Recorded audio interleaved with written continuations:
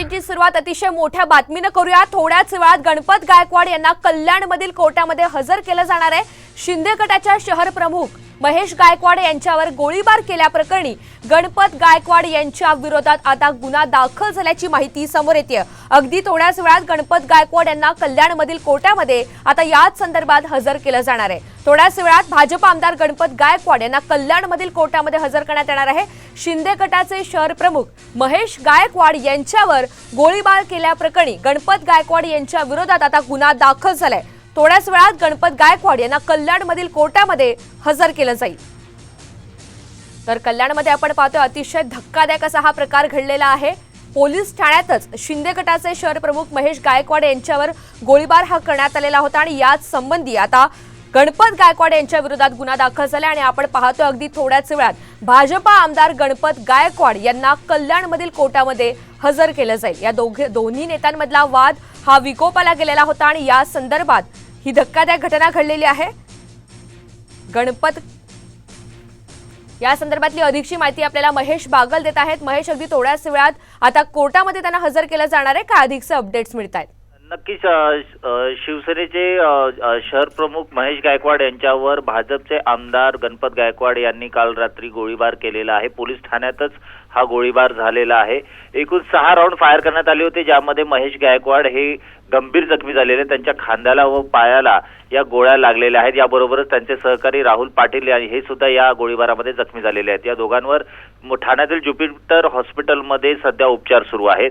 पोलिसांनी तात्काळ कारवाई करत 3 जणांना अटक केलेली आहे। गणपत गायकवाड यांच्यासह आणखी 2 जण जे आहेत त्यांचे सहकारी त्यांना अटक करण्यात आलेली आहे। कारण पोलीस ठाण्याच्या आवारातच वरिष्ठ पोलीस निरीक्षकांच्या समोर हा गोळीबार झालेला होता। त्यानंतर घटनास्थळी घटनास्थळी तणावग्रस्त असं वातावरण निर्माण झालेलं होतं। त्यामुळे पोलिसांनी पोलीस बंदोबस्त वाढवलेला होता। उल्हासनगरमध्ये पोलीस बंदोबस्त वाढवण्यात आलेला होता आणि त्यानंतर गणपत गायकवाडांसह 3 जणांना अटक करण्यात आलेली आहे। आता गणपत गायकवाड यांना काही वेळात मेडिकलसाठी रुग्णालयात घेऊन जाण्यात येत आहे आणि त्यानंतर त्यांना न्यायालयामध्ये हजर केले जाईल आणि संपूर्ण जो घटनाक्रम आहे, जो गुन्हा घडलेला आहे, त्याची माहिती कोर्टात दिल्यानंतर अधिक चौकशीसाठी त्यांची पोलीस कोठडी मागून घेण्यात येत असल्याची पोलीस सूत्रांकडून माहिती मिळत आहे। एकंदरीत पाहता ज्युपिटर हॉस्पिटलमध्ये या दोघांवर उपचार सुरू आहेत। महेश गायकवाड यांची प्रकृती स्थिर आहे, मात्र त्यांना यातून जी इजा झालेली आहे ती गंभीर स्वरूपाची असल्याचं डॉक्टरांचं म्हणणं आहे। भाजप आणि शिवसेना यांच्यामधला वाद जो आहे तो गेल्या काही दिवसांपासून कल्याणमध्ये आपल्याला पाहायला मिळालेला होता। गणपत गायकवाड यांनी जी प्रतिक्रिया दिली होती घटना घडल्यानंतर, त्यामध्ये त्यांनी म्हटलेलं होतं की माझ्या मुलाला जर मारहाण केली जात असेल आणि मी समोर असेल तर अशा वेळेस मी काय करायला हवे, मी गोळीबार केला हे त्यांनी स्वतःहून कबूल केलेलं आहे आणि त्याचा कुठलाही पश्चाताप त्यांना होत नाही असंही त्यांनी सांगितलेलं आहे। ते एकंदरीत पाहता रात्री श्रीकांत शिंदे हे ज्युपिटर हॉस्पिटलमध्ये रात्रभर होते, कारण शिवसेनेचे कार्यकर्ते आहेत आणि महेश गायकवाड हे शहर प्रमुख असल्यामुळे श्रीकांत शिंदे हे रात्रभर ज्युपिटर हॉस्पिटलमध्ये होते। त्यानंतर इतर जे ठाणे, कल्याण, डोंबिवलीमधले जे शिवसेना पदाधिकारी आहेत त्यांनी सुद्धा ज्युपिटर हॉस्पिटलकडे धाव घेतलेली होती। रात्रभर हे सर्व कार्यकर्ते ज्युपिटर हॉस्पिटलच्या बाहेर होते। आताची परिस्थिती अशी आहे की महेश गायकवाड यांची प्रकृती स्थिर आहे, त्यांच्या जीवाला धोका नसल्याचं सूत्रांकडून सांगण्यात येत आहे। त्याचं एक मेडिकल बुलेटिन लवकरच जाहीर करण्यात येईल असंही सूत्रांकडून सांगितलं जात आहे। मात्र भाजप आणि शिवसेना यांच्यामधला जो वाद आहे तो गेल्या काही दिवसांपासून पाहायला जो मिळत होता, एका जागेच्या मालकीवरून हा वाद झालेला होता, ज्यामध्ये महेश गायकवाड आणि गणपत गायकवाड हे एकाच ठिकाणी समोरासमोर आल्यानंतर पोलिसांसमोर याची सुनावणी होत होती। जो वाद होता तो मिटवण्याचा प्रयत्न केला जात होता, मात्र दोघांमध्ये शाब्दिक बाचाबाच झाल्यानंतर कशा प्रकारे या घटना घडलेल्या या सर्व आता पाहायला मिळत आहेत।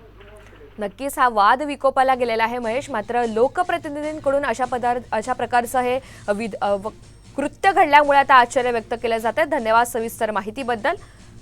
आणि या संदर्भातली आणखी एक मोठी बातमी समोर येते। कुणीही कायदा हातात घेण्याचा प्रयत्न करू नये अशी उल्हासनगरच्या घटनेवर उपमुख्यमंत्री अजित पवार यांनी प्रतिक्रिया व्यक्त केलेली आहे आणि याबाबत देवेंद्र फडणवीस यांच्याशीही बोलणार असल्याचं अजित पवार यांनी सांगितलेलं आहे। तर कुणीही कायदा हातात घेण्याचा प्रयत्न करू नये अशी आता उल्हासनगरच्या घटनेवरून उपमुख्यमंत्री अजित पवार यांनी प्रतिक्रिया व्यक्त केलेली आहे।